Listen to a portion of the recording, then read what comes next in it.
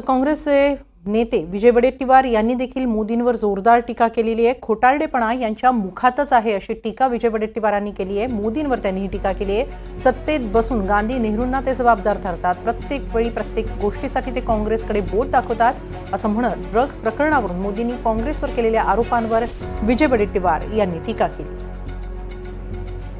खोटारडेपणा यांच्या मुखात आहे, रक्तात आहे, यांच्या विचारात आहे, यांच्या आयडिओलॉजीमध्ये मला वाटतं की यांचा DNA खोटा आहे असं म्हणायला हरकत नाही।